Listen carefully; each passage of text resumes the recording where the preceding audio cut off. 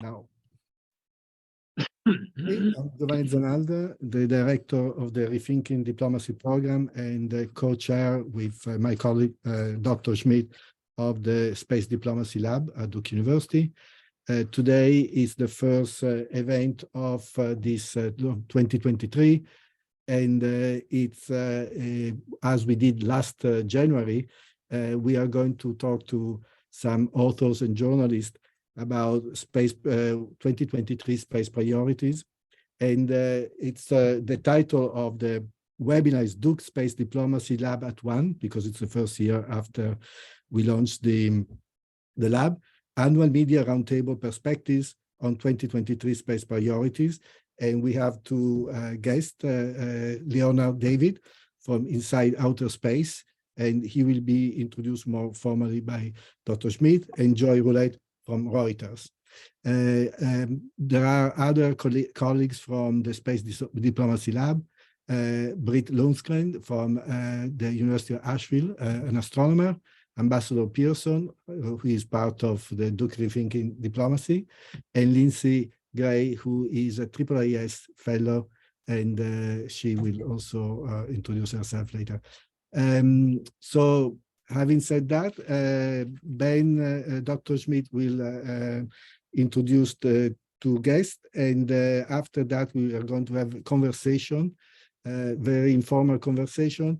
And throughout the event, if you would like to submit any question, comment, please use the Q&A function.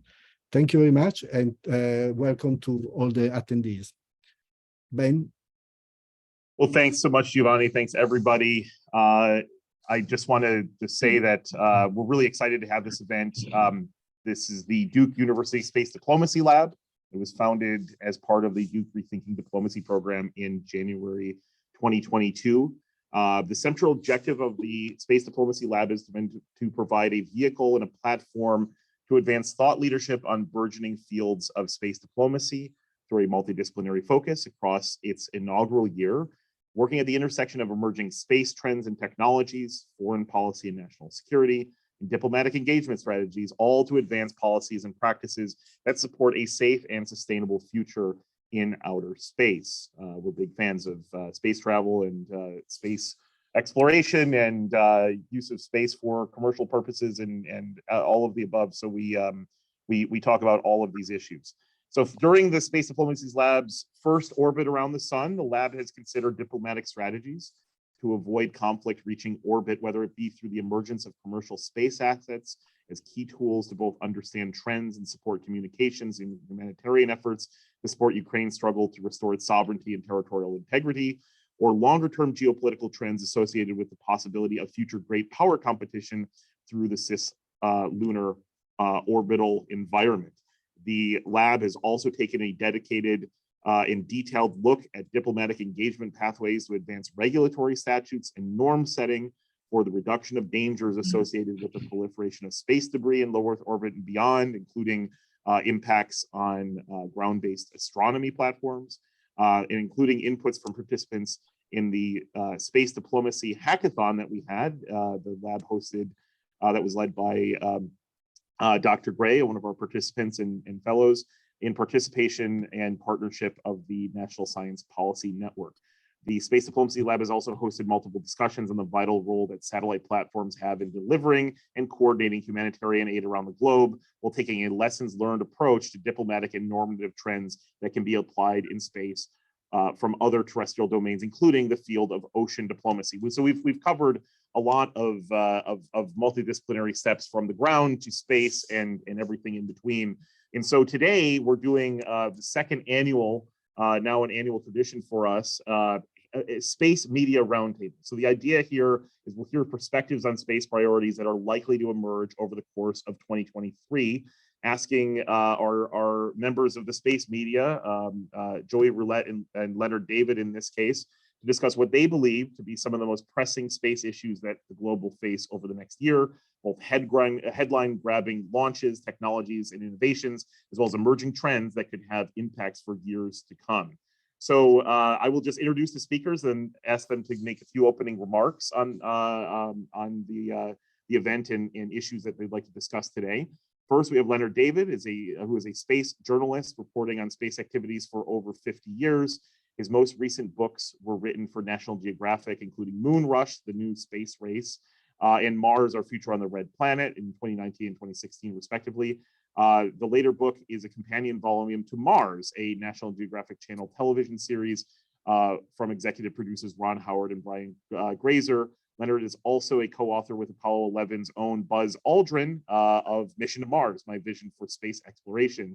Currently, Leonard is Space.com's Space Insider columnist. His articles have been published in Scientific American, Space News, and a number of other magazines, Sky and Telescope, Astronomy, Financial Times, Foreign Policy, etc., and has been a consultant to NASA, government agencies, and the aerospace industry the world over. So we're really glad to have Leonard here with us today. We're also joined by Joey Roulette of Reuters. He's a freelance reporter based in Washington, D.C., covering the commercial, civil, and military sides of space for Reuters. You've probably seen his headlines covering a wide array of space issues in recent years for Reuters.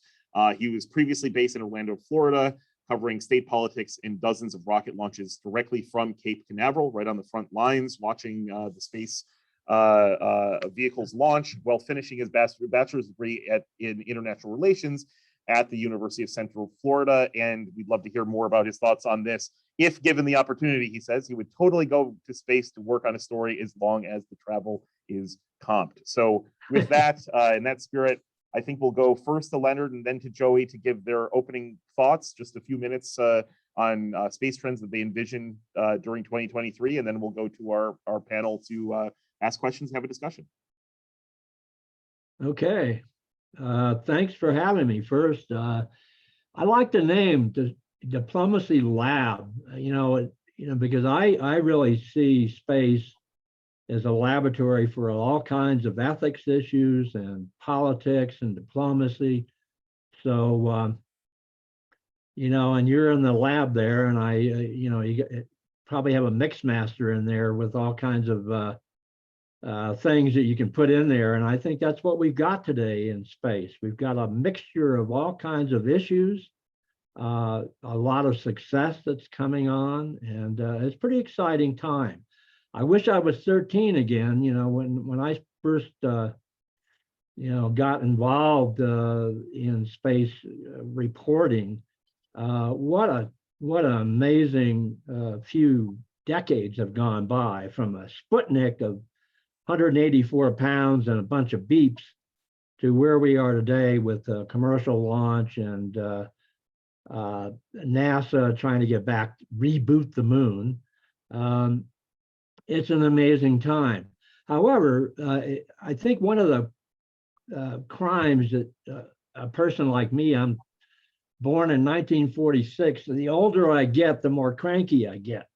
I see a lot of issues that a diplomacy lab like yours should be taking on, and it looks like you are. Space debris, particularly. I see a head-on collision coming on the moon with commercial activities on the moon. I don't think we've sorted that out yet. We need more data about resources on the moon and who gets what. And we're back to some classic argument about who owns the moon, the 1967 Outer Space Treaty. Should it be revisited, trashed? I mean, I got people I can phone on all sides of that issue of how viable the Outer Space Treaty is today and whether we should be taking a look at it. Last few things I would get to, when I talk to my lawyer friends, they always talk about the code of conduct for space. I think what we need is a code of misconduct. What is it that we're afraid of? What are the things that internationally stir things up? My biggest worry right now is watching the military space growth, and not just in the US, but clearly Russia, China, other nations now have viable space programs. I see military space is a worrisome issue because I'm getting old and I got into this as sort of a peacenik kind of guy back in the 60s. And what I see is an erosion of things to prevent war in space. And we're getting to where we're going to get, there's a lot of classified things that nobody knows about that are going on up there. So I really am very concerned about where we're headed on the military activity.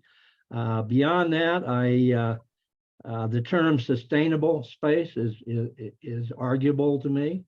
I think we need to take a hard look at what that means globally, whether it's the Artemis Accords and how they play in other countries to get back to the moon. So there's just an incredible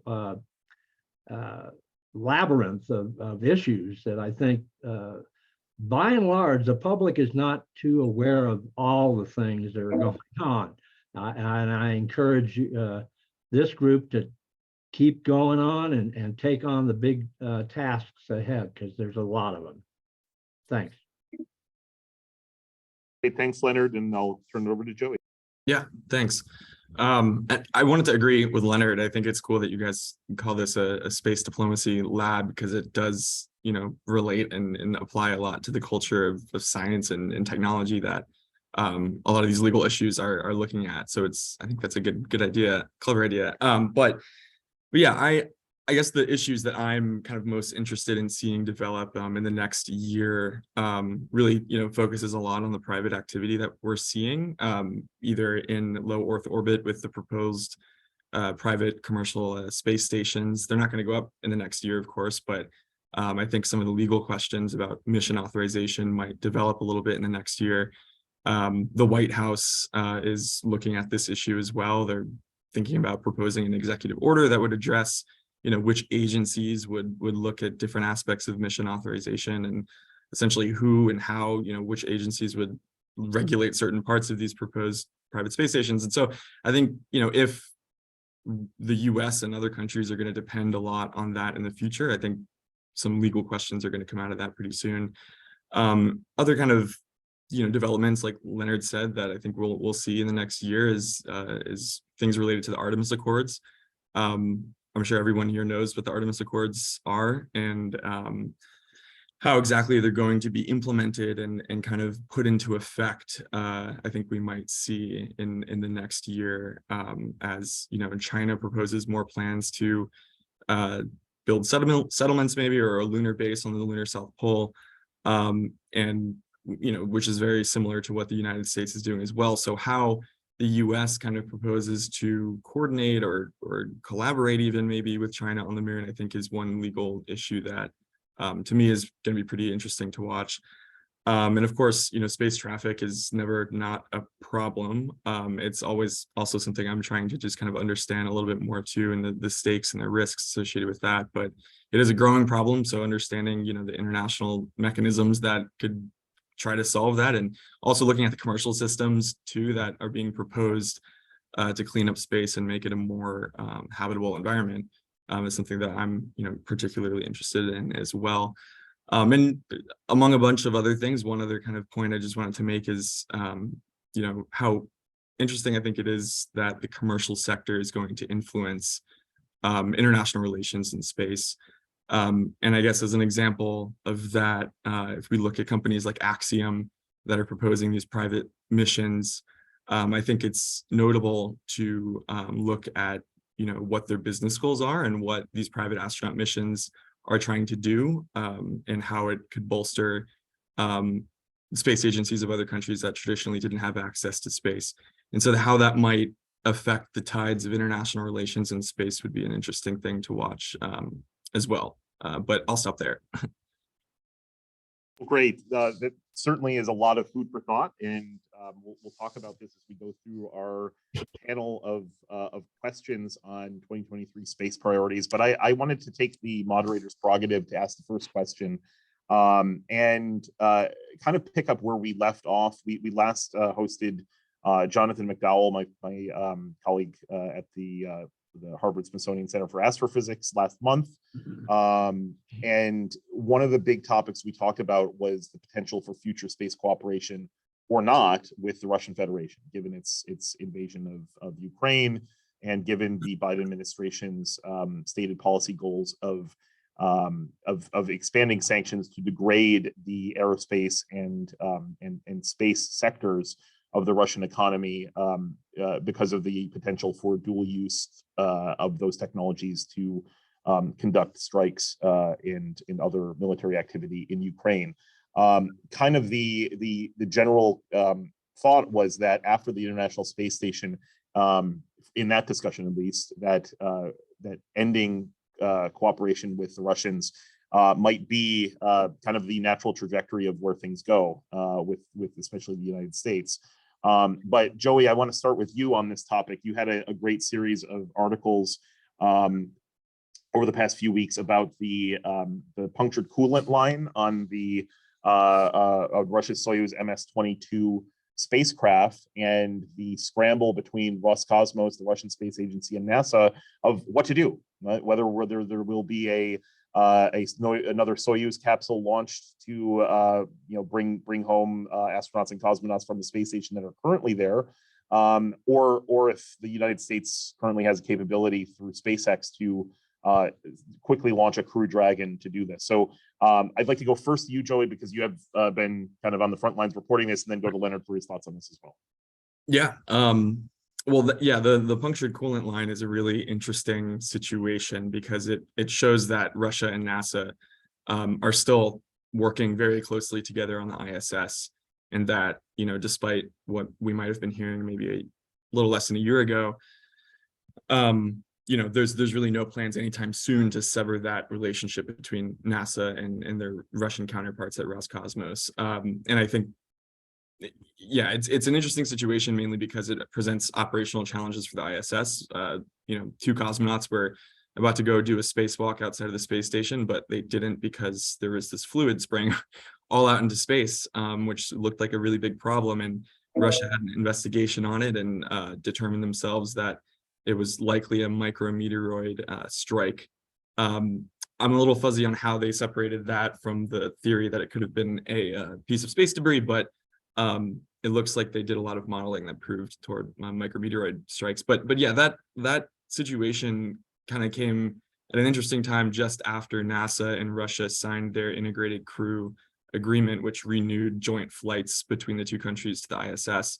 And I think without that, it might have complicated their investigation and contingency planning in the aftermath of this coolant leak, because what we're seeing now are concrete plans by NASA and Russia to, bring home maybe up to 7 people in a Crew Dragon, if that's a scenario that would be required, or, bring home just Frank Rubio, the NASA astronaut, one of the 3 astronauts that was on that Soyuz MS-22. And so all those types of planning, I think, are made possible by this agreement that they just secured a few months ago. So it's just an interesting situation. And I think the current plan now is for Russia to send up an empty crew capsule to rescue these 3 crew members, 2 cosmonauts and NASA astronaut Frank Rubio. It's a good example of how the cooperation is continuing. Yeah, I guess my take on that one, that's great. It underscores something else to me, and that is space rescue. We are in a situation where the Russians are going to launch an uncrewed vehicle up there and dock with the space station. But this is kind of one scenario that is worrisome when we don't have capability for space rescue. And I think there are some new studies coming out, and I think that'll be an emerging, interesting development is about space rescue with other countries. And not to be diplomatic about it, but it's really, some of it's the hardware. We got to have compatible docking capabilities, and we have to start understanding how China does their docking, how Russia does whatever they're doing. We know quite a bit about that, but we need to make those compatible. And So I see that as a big issue. Also, the other thing is going on. I think they just did another, or they're going to do something coming up on the station. They're dodging space debris.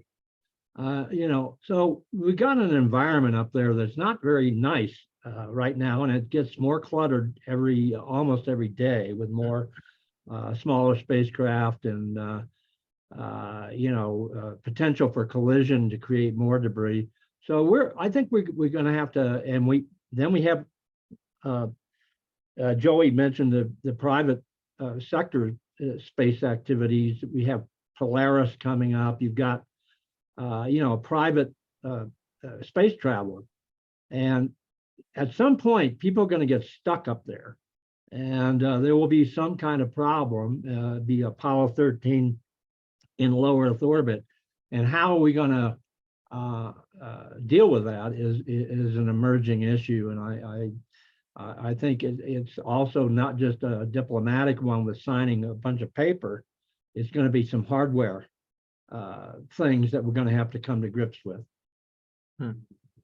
Great. And so, Leonard, I'm going to stay with you and then go to our panel, but I wanted to get one headline from you from just a few days ago as well. You wrote for space.com an overview of space mining, and in particular the fact that space mining startups have seen a rich future on asteroids and the moon, maturing to the point where there are dozens of startup companies in the private sector that are planning to begin harvesting valuable resources from space. Obviously, this opens a host of international norms, regulatory issues, space diplomacy issues, and not to mention technical issues.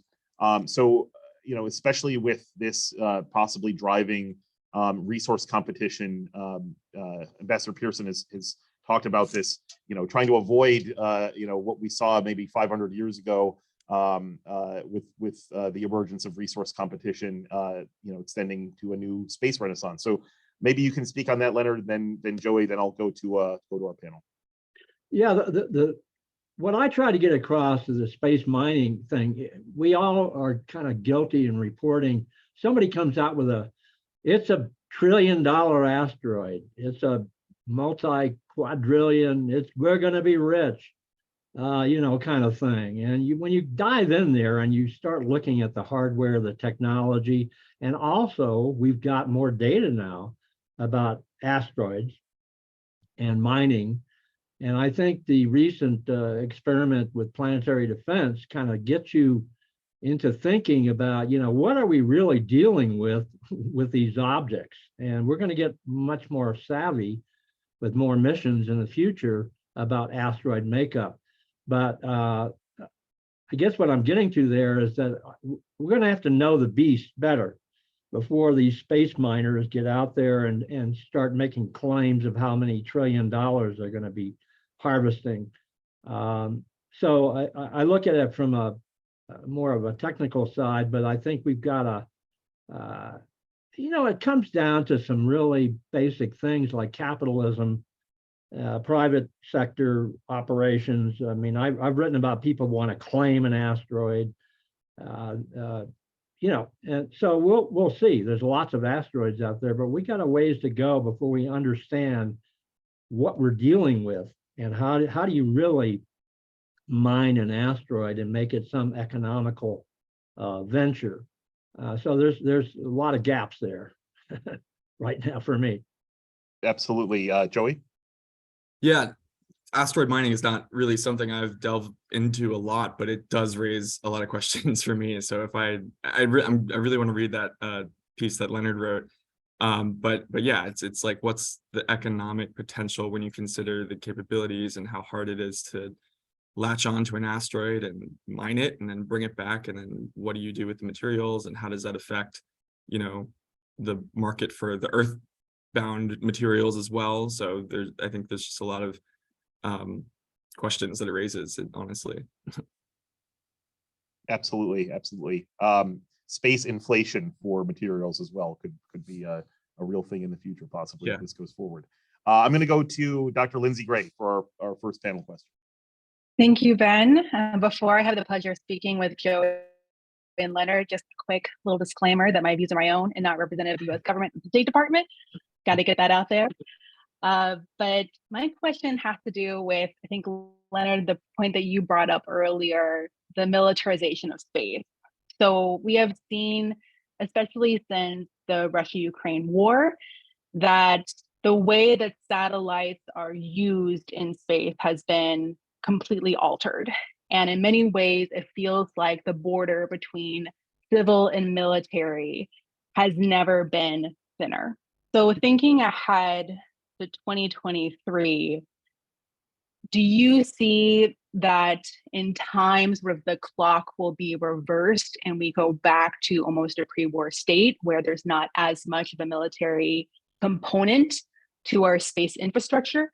Or is this going to be our new normal moving forward? And two-parter, if so, how is that going to impact how international parties come together to address complex problems that require complex technology, like in space servicing and manufacturing and space debris mitigation? A big question for you both. I'm really curious to hear what your answers are. Yeah, let's go, Leonard, then Joey. Yeah, I'm again we got ourselves, we got demarcations in space, LEO, GEO, MEO. Now we got cislunar, and how to fill that up with paranoid activity is really what's happening. Everybody's watching everybody. Everybody's trying to second guess. You've got the military. I don't care if it's the US or Russia, we're goading each other. We're goading everybody to be more paranoid about what the other person's doing. So I don't see this as leading up to anything but more conflict or potential for conflict. And it opens up for more diplomacy between countries. But my guess is there's going to be, and there already is the beginnings of, I think Joey mentioned like the Starlink things, I guess, they try to interfere or jam Starlinks, because they're part of the Ukrainian infrastructure to understand or communicate. So we've already seen the beginnings of either laser blinding with satellites. I'm just not very keen on where we're headed, and it doesn't seem to me to be very much discussion of this. It's almost a given. More articles about war in space and how are we going to win? Whether it's in Russian or it's in Chinese, or everybody wants to dominate the high frontier, and we're going to have to lower the rhetoric from all sides. Otherwise, we really are going to see, a continuation of warfare like we've seen evolve in air, land, sea, polar, underwater, and now outer space. We got all the parameters are being set up, so we're seeing another dimension of our our world being a potential area of conflict, and we've got a lot of work to do there. Great, Joey. Yeah, I guess to simply answer the question, and one of your questions was is no, I don't think we'll return to the pre-war kind of area of space. I think the militarization of space is only going to increase, especially as this security dilemma type rhetoric is ratcheting up between the Pentagon, Space Force, and other agencies around the world. And yeah, I mean, I think legal regimes will follow that and try to tame the militarization a little bit. I mean, we're seeing a lot of countries come out and commit to not conducting destructive anti-satellite weapon tests, which I think morally is a good thing. If we want to keep space clean, we shouldn't be shooting things in space and blowing things up to smithereens that endanger astronauts in low Earth orbit. So I think as long as I think there's going to be a lot of different legal kind of mechanisms, maybe in the next year, that we'll see take shape that kind of grapples with the growing militarization of space. But one other thing I wanted to mention is that, I mean, of course, NASA wants to remain a civil agency, and they are a civil space agency, and they see that as important for, allowing themselves to do these international partnerships with Russia, for example. If NASA ventures closer to being a defense space agency, which I'm not saying they are, that would complicate their ability to forge international partnerships, which of course would impact its ability to go to the moon and Mars, because those are two very interconnected things. So there's a reason, and there's a real function in keeping those two things separate. But the DoD in the US, they do have capabilities that NASA doesn't have, and that the scientific community could leverage themselves. I had one story a few months ago about these researchers that were trying to confirm whether a meteor or an asteroid or meteor was from an interstellar trajectory, and they hit a brick wall because the sensors that detected the meteor, the bolide, as it was going into the atmosphere, were classified and were for classified missile detection systems, and that really complicated their research. So, that might be one maybe positive potential for an increased collaboration or fusion between defense type technology and the scientific community. But of course, there are other concerns that people have where, the barrier between the two eroding would result in a bad effect. But I think we'll see legal regimes kind of take place internationally in the next year on that. Absolutely. Lots to think about there. Ambassador Pearson, over to you. Thank you, Ben, and really delighted to hear and see you, Leonard and Joey, this morning. I have to confess that I was born in 1943, Leonard, and when I was 6 years old, I announced to my grandfather that I'd like to be the first man on the moon. So having failed in that ambition, I have turned to diplomacy in later life. But I must say that I have a kind of a profound pessimism at the moment. I think that we're chasing a truck that is accelerating away from us. I believe all of the major global powers have agreed that things their companies discover and want to exploit on celestial bodies belong to those companies and not for the use of all mankind. And so given this year's 3 landings by private companies on the moon, it's just accelerating. So that doesn't mean we can't do something. Ben and I wrote an article last year calling for a space summit. And I do believe that of all the powers capable of convening a summit, the US, even when it's disliked, is regarded as the most trusted one to do so in order to generate a conversation. So, Ben, we might just raise that flag again. So, but I wanted to just ask you, where is the room to actually talk about the risk of space? Everything that's going to happen in space is going to happen on Earth, just like in the great explorations between the 15th century and the 19th century. Everything that happened somewhere else came home to the nation involved in Europe or the US or wherever. So is there room for a dialogue like that? Does the scientific community around space care about learning about history and trying to draw the lessons that might be applicable so we don't do this again? Or is this just something that diplomats and historians are going to have to struggle with against popular discourse and popular opinion? So really appreciate your views on that and delighted to be part of this conversation today. Thanks, Mr. Pearson. We'll go to Joey and then Leonard for this. Yeah. I mean, I guess my answer might be a little literal, but I mean, I think the scientists, and the engineers that are looking at these lunar lander missions, you raise a really good issue, because you're right. We have 3 of these landers that are about to land on the moon this year. And I don't think there's really any kind of clearly defined rules on whether they can just scoop up materials and walk away with them and say they own it.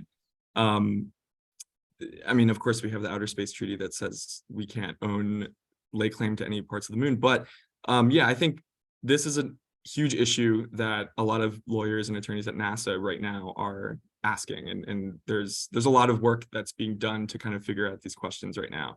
I don't know what the outcome of that is going to be or what it should be, but I think especially in recent months, I'd say in the past like 4 months, there's a lot of work being done to kind of catch up to this, because we are realizing that innovation is speeding up and we're about to have private landers on the moon. And yeah, NASA also did this exercise under the Trump administration a few years ago where they put out some solicitation to buy lunar dirt for like $1, or some companies proposed like selling it for $1 or something, and it sounded ridiculous and absurd, but the real point of that was to kind of propose a reason to get their act together on how this would actually happen. I think it was kind of like a practice run, or maybe they are still considering that. I'm not really sure, but there's a lot of work being done to kind of look at these questions. I don't know what the outcome might be. Great, Leonard, over to you. Yeah, well, I share your paranoia about it. I think some of these actions, like the fuse from space, that lead back down to Earth. I mean, we can't forget that.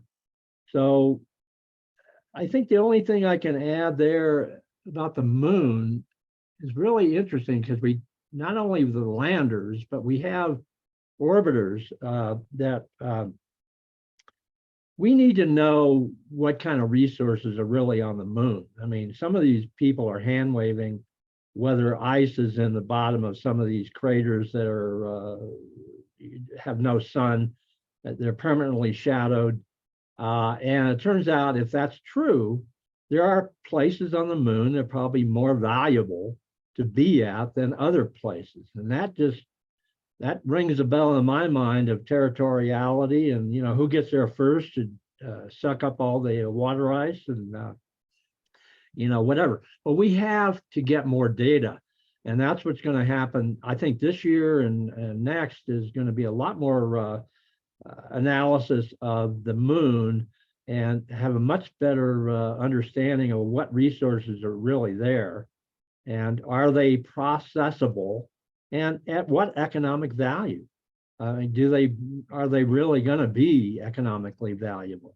It may take a lot of energy. It may take a lot of machinery to really plow into the moon and dig all this stuff up. At the end of the day, though, I share your, you're a couple of years older than me, but I'm just tired of seeing the same scenario growing, and I see it.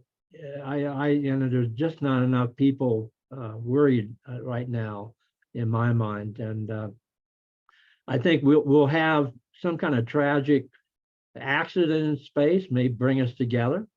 We may have a conflict that will, clearly have to bring in the UN, and everybody else will get in there, and all the lawyers will be there in the front row, and we'll sort it out. But I'm not sure we're not going to see some really tragic things happening in the next decade or so.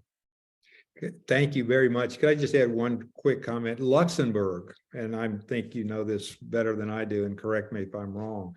Luxembourg has a space agency. Right. And its space agency allows companies to get a license for extraction of material underneath the surface of a celestial body, therefore avoiding the sovereignty issue. And so I understand they have lots of people signing up over the last decade or so. So personally, I'm not sure that the sovereignty issue on celestial bodies is going to matter very much, but I'm hoping that somebody will find a way to re-energize it. But thank you very much, and I'm looking forward to Britt's comments on the issues. More great perspective, and going over to Dr. Lundgren. Britt, what would you like to talk about in terms of your 2023 space priorities? Hi, thanks. It's a pleasure to be here with the Space Diplomacy Lab again. Thanks to Joey and Leonard for joining. I'm interested to hear more of your thoughts. As an astronomer, I think a lot about the impact of satellite megaconstellations and how that's rapidly increasing in numbers in the night sky, and how brightness mitigation strategies are not really regulated yet in a way that I think most astronomers are comfortable with. And, that threatens investments that are national and international in terms of scientific studies of the universe. So just last week, I was at the NSF for the Astronomy and Astrophysics Advisory Committee meeting and heard from some representatives from SpaceX and Amazon Kuiper also, and heard some interesting things about technologies that they have in development. But then I came home and my mom texts me and says, have you read about this blue spiral in the sky over Hawaii? Apparently astronomers at the Subaru telescope saw some glowing blue spiral in the sky, which has been speculated to be a deorbiting rocket associated with a SpaceX Starlink launch, perhaps. And it's gotten me thinking more and more about the coverage of the intersection between technology in low Earth orbit and environmental concerns that affect everyone internationally. So I was wondering if you have been covering any interesting developments regarding, not only clutter in low Earth orbit, but how that, trickles down kind of literally through the atmosphere into the environment below. And if there's any interesting cooperative efforts going on in that space. Thanks, Britt. Leonard, then Joey for this. Yeah, there's some really interesting thing. Let me ask your opinion on something I hear happening with Elon Musk and a couple other people I've talked to recently. Why are you astronomers so worried? You got your $10 billion Jim Webb Space Telescope out there. You ground-based astronomers, you close up shop. You don't need the ground-based astronomy anymore. Just have a bunch of space, telescopes out there. What are you complaining about? So I'd say that's one thing that is worrisome is people are starting to think, well, the astronomy community is complaining too much about Starlinks going overhead and fogging up their photo plates. So that's one issue. The debris coming in is very interesting because this is something I'm very passionate about, and that is the impact of debris coming into the upper stratosphere and actually becoming part of the global environmental issues that we're having in climate change. We need to better understand the types of material that is being used in spacecraft in the reentry process. And, people are picking up more pieces in the last few years because the standard operating line that I've written and other people have written, well, the Earth is 75% water. And so, just debris coming in and we can auger in spacecraft into the ocean and all that, it turns out to be a little specious in my mind. I think we've got an environmental problem with space pollution and the debris coming in and the launch rate going up with the number of satellites now being launched is absolutely unbelievable. So the space pollution aspect of space debris coming in and then surviving and being picked up on the ground now in more and more places is troublesome to me. And we need to spend more time. And luckily, I think GAO and NOAA and some other groups are really getting it. Aerospace Corporation have some really new work forthcoming that'll probably try to bracket this problem. So it's just another one, but that astronomy question, you guys, you got your Jim Webb telescope, I call it the Just Wait Space Telescope. It took so long to get that thing up there and at great cost, and it's cranking. But I think you got to worry about people that think the astronomy community just is too ground bound, and you need to get your telescopes up into space and just do your thing and don't worry about Starlinks coming overhead. Well, if the public is happy to pay for more of those space telescopes, I think we will gladly take them up on that. I bet you would. Well, there are Exactly, and other I will just say, Leonard, sitting in the middle of an experimental cosmology lab where we are dedicated to building ground-based CMB, cosmic microwave background telescope platforms in northern Chile, I would say the same thing. If they were able to give us orders of magnitude more funding, I'm sure we would be able to come up with a way to put this all in space. Yeah. Joey.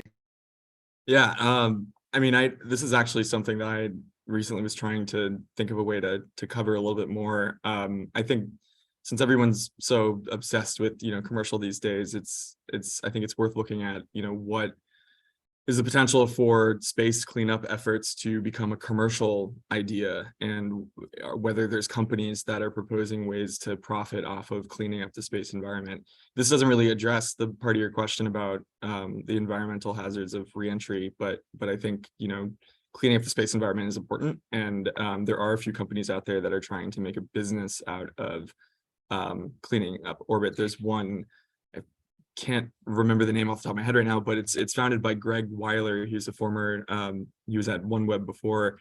I think one of the concepts that he's proposing is to have this internet satellite constellation that can latch onto space debris, melt it down, and then somehow integrate it into their broadband satellites, which sounds like an insane idea. And I haven't looked at how actually viable that is and whether they've actually planned to test that out. But I mean, crazy ideas like that is just one thing that I think companies are trying to think of. And it's good that there's, discussions about that, about how to, make a business model out of it.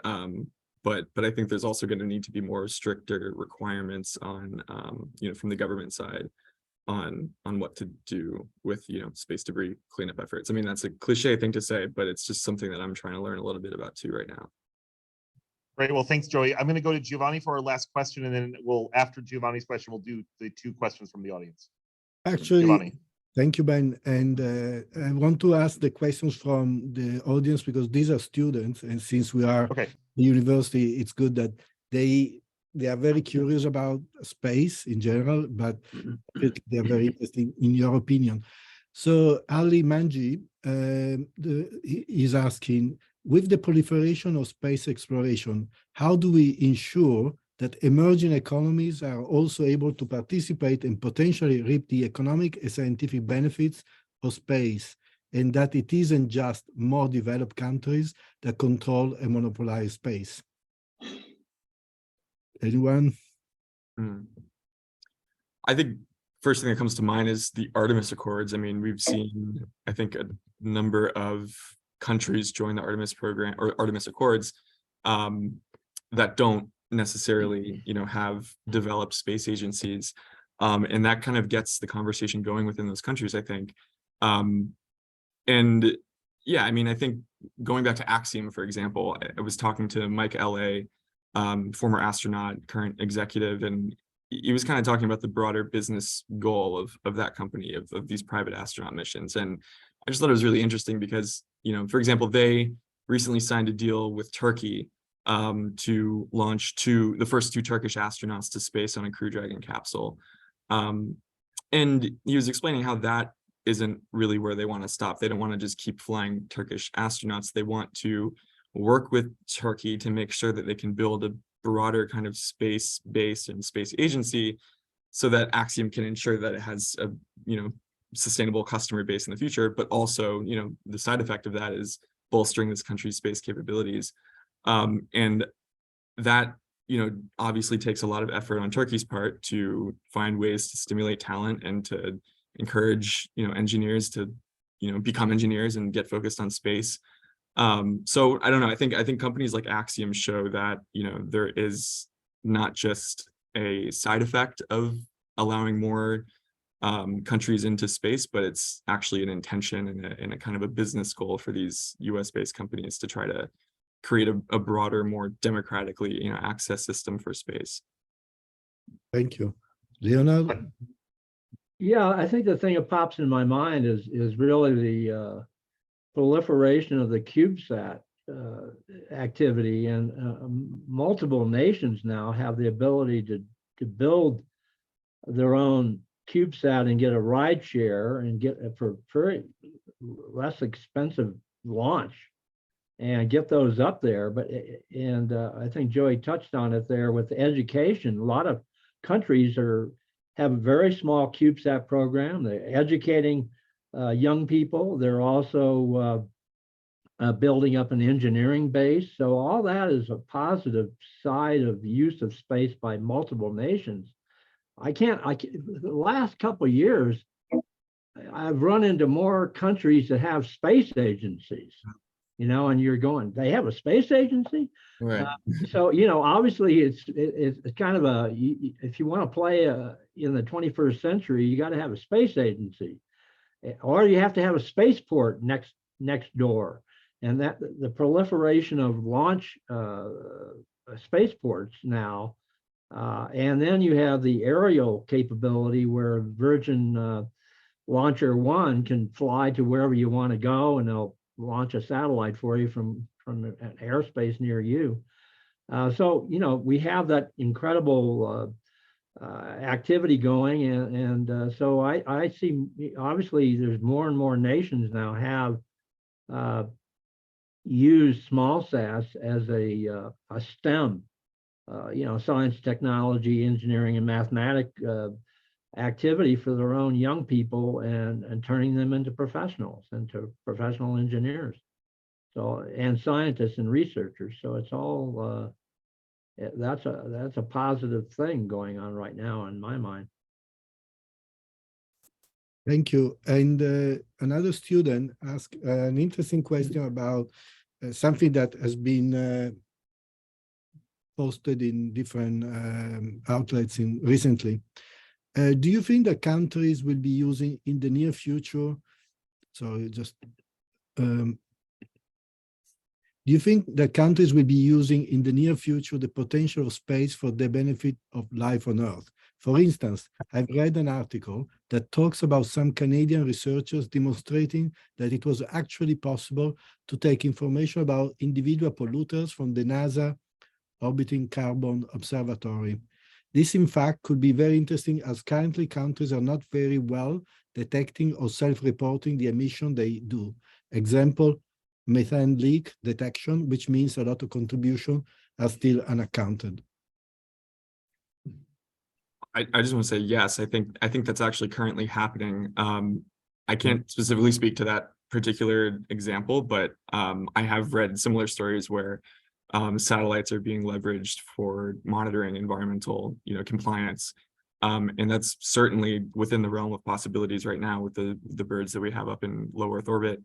But yeah, I think a lot of people also don't realize how much Earth benefits, and people and populations on Earth benefit from assets that are in space today. I mean, the proliferation of all these tiny, smaller satellites, imaging satellites, and the integration with AI to be able to detect different things like, ships, fishing ships, and whether they're straying from certain courses. And it just has opened up this new window of access that I think governments, agencies, and environmentalists can see, this new perspective of Earth that didn't exist before. And I think that's currently happening.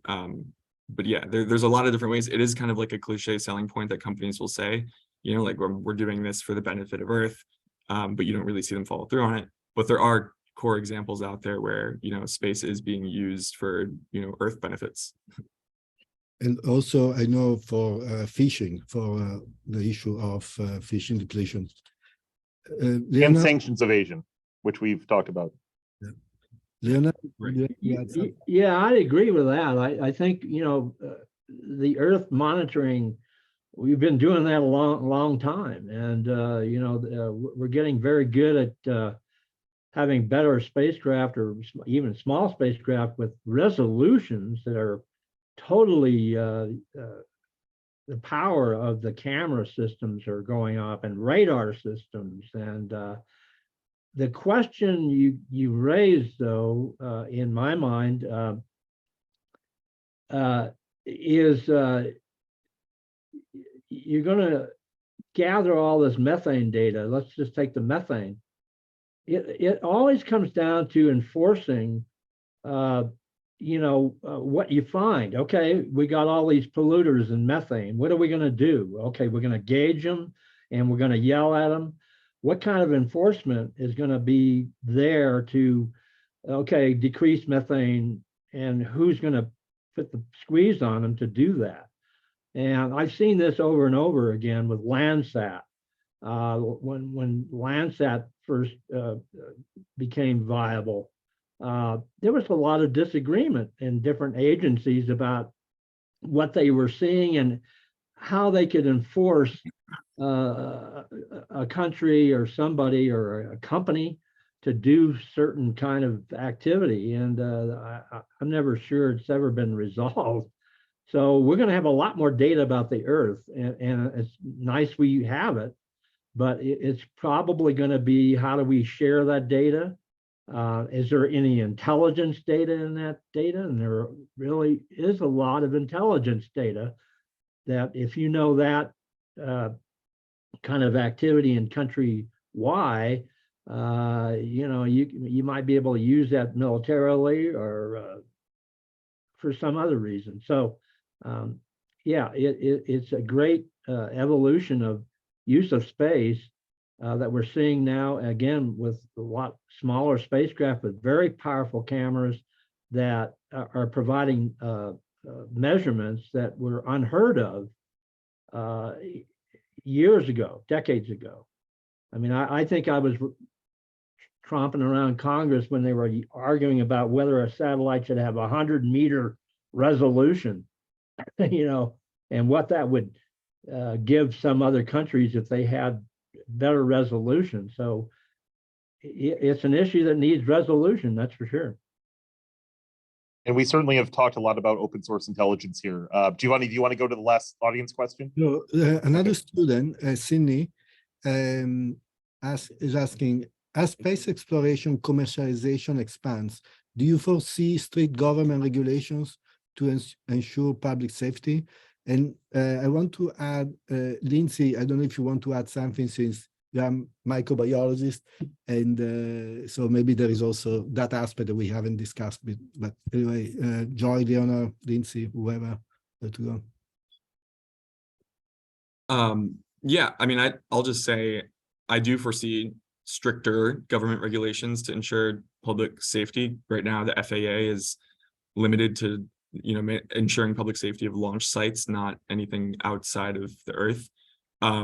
But it's how those regulations are going to come about that I think it might be interesting, whether it's reactive to some tragic accident, or whether it is proactive. And the issue that companies say they have with being, proactively regulated is the fact that it might stifle innovation. So I think, there's really a balance and kind of a little politicking that might have to happen. That might happen this year, I don't know. But one way or another, I think there will be more regulations. And also, as a general note, I just want to say the commercialization of space, while it does bring costs down and it has benefits for humans on Earth and it invites others into space, it nonetheless gives companies a lot more autonomy to operate in an environment that has very little rules. And that doesn't necessarily have it has implications for the safety in space, but it also has implications for safety and privacy issues, I think, on Earth as well, when we're talking about imaging satellites and, also what countries certain companies can trade with for imaging, for satellite images as well. So there's a lot of regulatory discussions that I think are going to be had in the coming years. I guess the only thing I could add there maybe is, there was a time, the FAA in particular, a lot of their rules and regulations had to do with the uninvolved public. They always say the uninvolved public, which is, safety is always, the North Star, whatever they want to cliche it with. But, you got people that are unaware of a lot of this activity, and they don't, they use that term, kind of unintended consequences of space that we need to address. And so, yeah, I see more governmental regulations on that scheme, but how they synchronize globally, That is, and don't put another country at a disadvantage. I think Joey said it, that you don't want to curb innovation. On the other hand, things like, it sounds great to say, oh, satellite servicing. Well, our friend from the State Department, you got to be careful about satellite servicing, that a country doesn't see that as an anti-satellite capability, that they're going to go and intrude or somehow, get a better understanding of how to deal with some uncooperative satellite. So, it just reeks of legal problems to me. But I'd like to see, satellites that stay up forever. I don't think we need to even be re-entering these things, or they shouldn't be. Maybe we, come up with ways to re-enter a satellite that's intact and then relaunch it or something. I don't know what it's going to be, but we need to look at that cycle of problem. we are going to park all of them in the Lagrange points. Giovanni, if you don't mind, I will Oh, chime in, because I absolutely love being able to wear my microbiologist hat for a bit, and it seems like I don't get to do it very often within the space diplomacy realm. But I think the New York question is a fascinating and a very important one. We think about the intersection of life science with space exploration.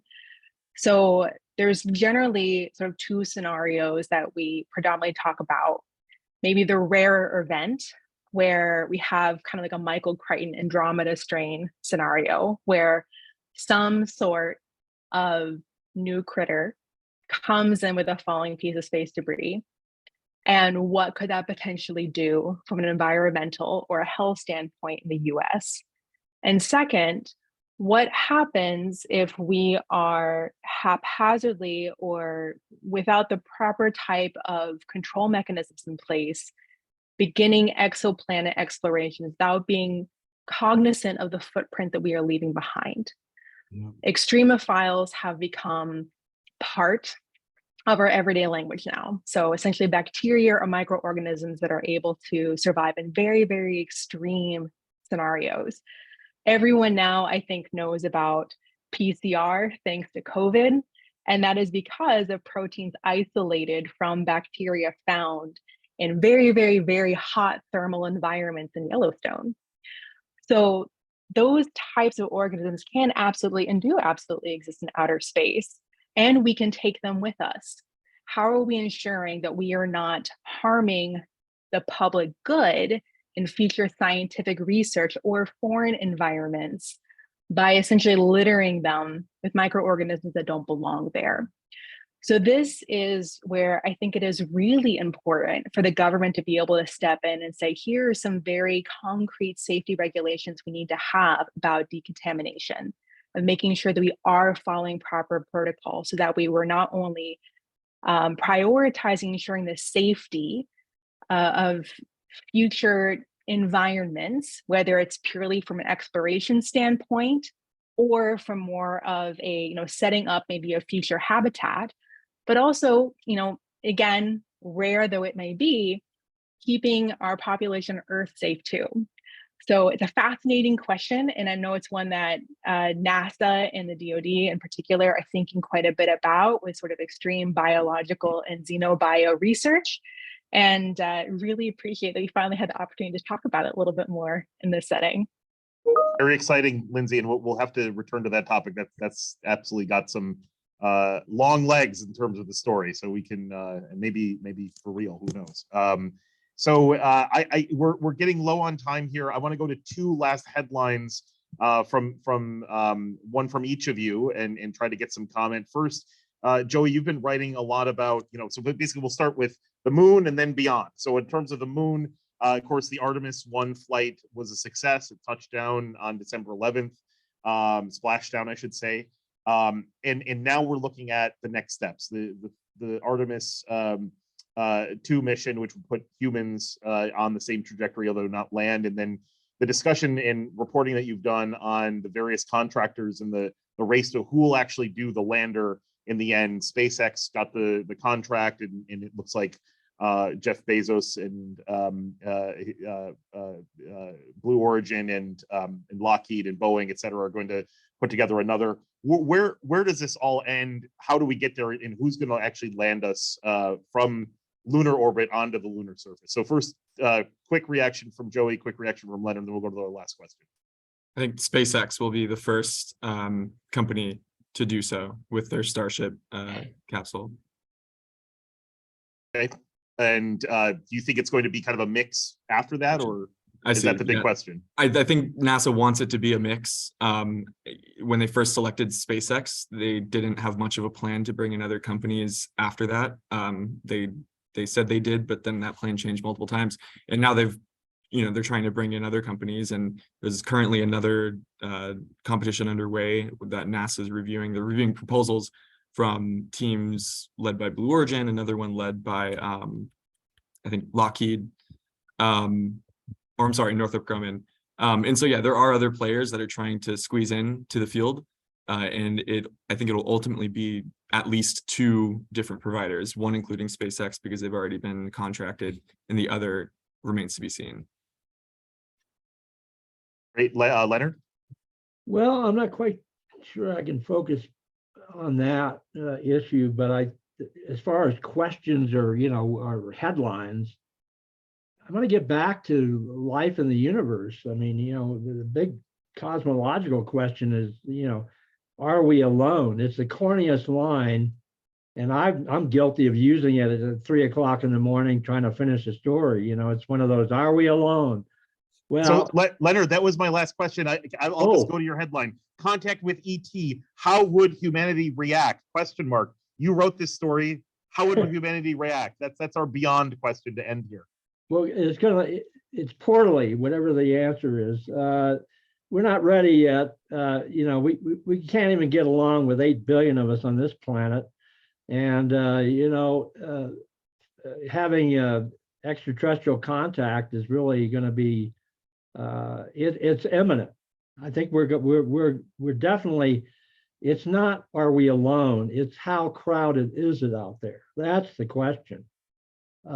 It's crowded. There's no way we're the only thing going. And, whether or not we're already in contact with alien life or whatever, I get back to this problem of bringing back samples from Mars. This is a tricky deal. And, the coronavirus has certainly augmented people's perception of viruses. And, that's all we need is some Martian microbes coming in. NASA is already running into the public outcry about bringing samples back to Earth. And they should do them either on the moon or on a space station or somewhere else. Don't bring them back here. So we got that issue. But the whole are we alone thing is just, you can't look up and think that we're it. And Jim Webb Space Telescope and other telescopes coming on board in later years are really going to revolutionize our view. Whether it's going to be out of sync with actual contact. I mean, there was a story yesterday about using AI to go through a bunch of signals. They found eight cases where they didn't understand what that signal was through AI processing. So we may be on the cusp of knowing we're not the big people in the part of the universe here. Well, great. On that note, I just want to say any last thoughts from you, Leonard, or you, Joey, before we close things out? Joey, go ahead. Well, not much. I mean, we covered a lot of ground. I think 2023 is going to be a really interesting year as NASA gets closer to landing humans on the moon, because that's what a lot revolves around, and a lot of businesses and politics revolves around. So it'll be exciting. Great. Leonard? Well, I just get back to the beginning of a diplomatic lab. We got a lot of things to stir up culturally and politically and socially. And yeah, it's a challenge this year, and it's going to be a challenge in the decades to come, as politics and cultures and communism and capitalism and whatever other isms are out there. It's going to be great. I wish I was around to see it all, but anyway, it's a fantastic time to think space. Well, on that very inspiring note, we just want to really thank, on behalf of the entire Space Diplomacy Lab, Leonard David, space journalist, and reporter, author, and consultant to NASA and many other government agencies, and Joey Roulette, freelance reporter based in Washington, D.C., covering the commercial, civil, and military sides of space for Reuters. And we will see if his offer to totally go to space to work on a story is going to come through soon. It sounds like science fiction now, but maybe in a few years, Joey, you're going to have to get up there and be a roving reporter on the lunar surface, possibly. So Yeah. we really, really appreciate both of your comments, of course, all of the thoughts and comments for our entire Space Diplomacy Lab, and of course the audience and great questions that we got there. This has been a production of the Duke University Space Diplomacy Lab. Please stay tuned. We will continue to have our webinar series throughout 2023, and are likely going to have our next event in early March. So stay tuned for that. And as we close out every event, I just want to remind everyone to keep looking up. Giovanni, any last thoughts? Sure. Thank you very much. And I want just to mention that next week we are going to have another event, not a part of the Space Diplomacy Lab, but part of the Rethinking Diplomacy program, and it has to do with climate diplomacy.